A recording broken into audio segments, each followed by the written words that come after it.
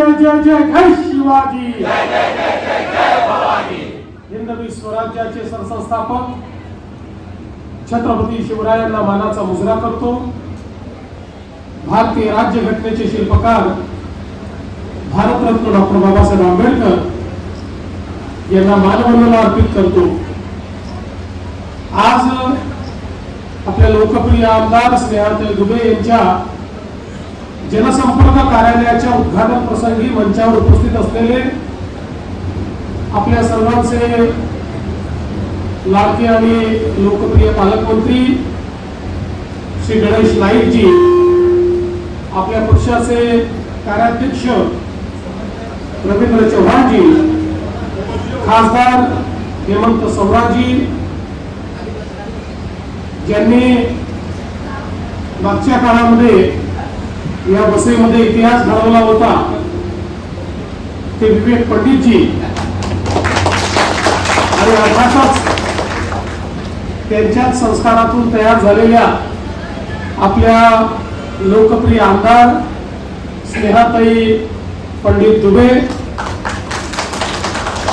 आमदार निरंजन डावखरे, आमदार राजन नाईक, राणीताई द्विवेदी, प्रज्ञाताई पाटील, हेमंतजी म्हात्रे, राजारामजी मुळीक, निलेशजी तेंडुलकर, मंचावरील सर्व मान्यवर आणि माझ्या समोर बसलेले वसईच्या क्षेत्रामध्ये ज्यांनी क्रांतिकारी परिवर्तन घडवलं अशा सर्व कार्यकर्ता, नागरिक, भगिनी आणि बंधूंनो, मला अतिशय आनंद आहे की आज स्नेहाताईंच्या जनसंपर्क कार्यालयाचं उद्घाटन करण्याकरता या ठिकाणी मी आलो आहे। आज मुख्यमंत्री झाल्यानंतर पहिल्यांदाच आपल्यामध्ये येत असल्यामुळे मी आपले अतिशय मनापासून आभार मानतोय। आभार याकरता तर मानतो आहेच की आपल्या सर्वांच्या सदिच्छेमुळे, आशीर्वादामुळे पुन्हा एकदा महाराष्ट्रामध्ये महायुतीचं सरकार आलं आणि त्या सरकारमध्ये मुख्यमंत्री म्हणून काम करण्याची संधी मला मिळाली।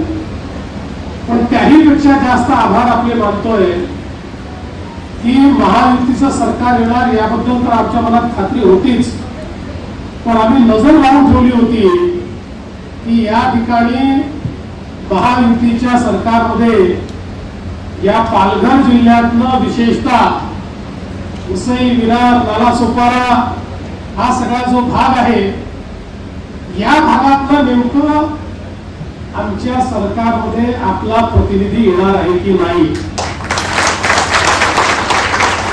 तर आपल्या सगळ्यांचे मी मनापासून आभार मानतो की तुम्ही इतिहास घडवला। आमच्या स्नेहाताई असतील, आमचं राजन असेल, यांना अतिशय चांगल्या पद्धतीनं निवडणूक लढवून आणि या भागात एक क्रांती घडवली आणि कमळ फुलवण्याचं काम हे तुम्ही सगळ्यांनी केलं। इतक्या वर्षामध्ये जी खंत आमची होती, लोकसभेत तर कमळ फुलायचं, पण विधानसभेतलं कमळ तिकडेच राहायचं, इकडे यायचंच नाही।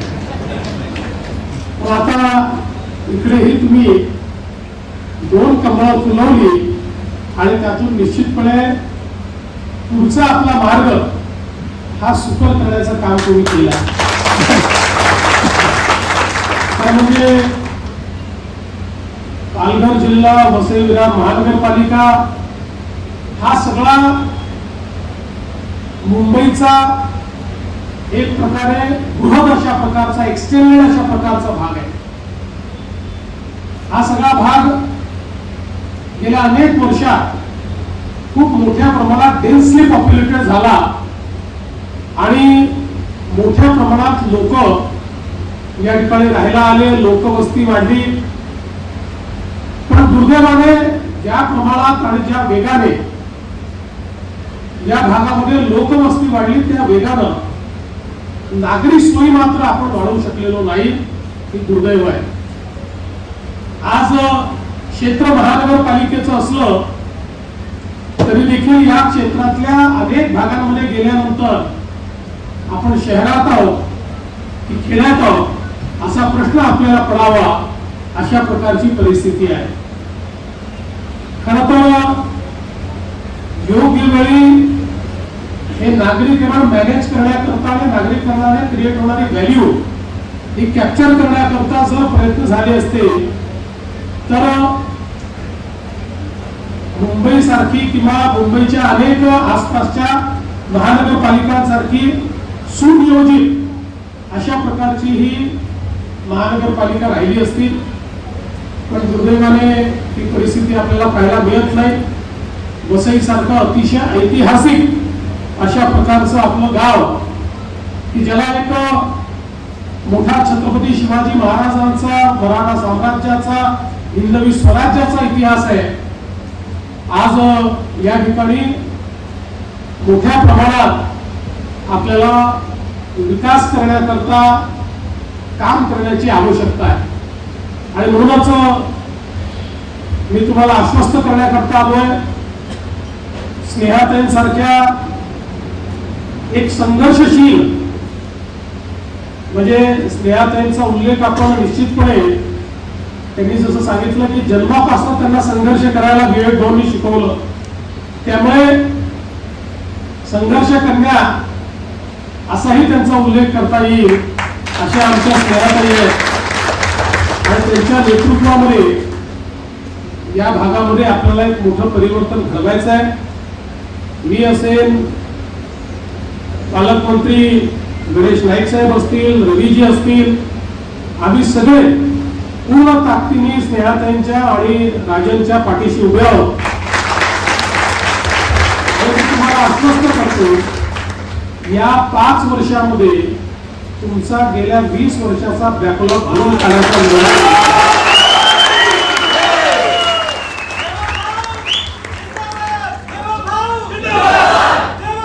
जिंदाबाद म्हणून चालणार नाही.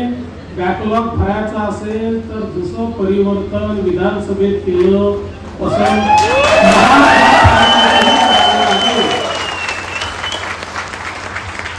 कारण तुमच्या परिवर्तनाची गुरुकिल्ली महानगरपालिकेत आहे आणि ती जोपर्यंत आपल्याकडे येत नाही तोपर्यंत आपण कितीही स्वप्न बघितली तरी ती त्या दरवाज्याशी येऊन थांबणार आहेत, ती पुढे जाऊ शकणार नाही. म्हणून आता आपल्या सर्वांना विनंती आहे की जोरात कामाला लागा. महानगरपालिकेच्या दृष्टीनं पूर्ण शक्तीनिशी उतरा. तिथे देखील परिवर्तन घडवा. तुम्ही तिथे परिवर्तन घडवा आणि त्याच्यानंतर मग काय परिवर्तन होत आहे हे 5 वर्ष बघा. आज मला अतिशय आनंद आहे की हे जनसंपर्क कार्यालय या ठिकाणी उघडलेलं आहे. भारतीय जनता पक्षामध्ये आपली अपेक्षा असते की प्रत्येक आमदाराने जनसंपर्क कार्यालय उघडून जनतेमध्ये राहिलं पाहिजे आणि आपलं जनसंपर्क कार्यालय हे जनतेकरता हक्काचं ठिकाण असलं पाहिजे की आपल्याला आपल्या आमदाराकडे गेल्यानंतर न्याय मिळेल, त्याच्या कार्यालयात गेल्यानंतर न्याय मिळेल. न्याय जर हवा असेल तर कुठे जायचं, तर या कार्यालयामध्ये गेलं तर आपल्याला न्याय मिळू शकेल.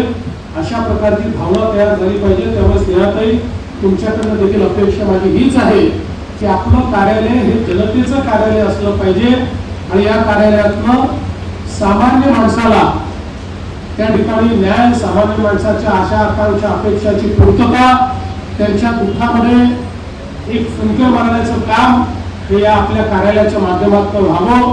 मी आपल्याला आश्वस्त करतो की संपूर्ण प्रशासन हे तुमच्या पाठीशी उभं असेल आणि या कार्यालयातनं ज्याही न्याय गोष्टी प्रशासनाकडे जातील त्या गोष्टी प्रशासनाने पूर्ण केल्याचं पाहिजे अशा प्रकारचे आदेश निश्चितपणे त्यांच्याकडे नेण्याचं काम मी करेन.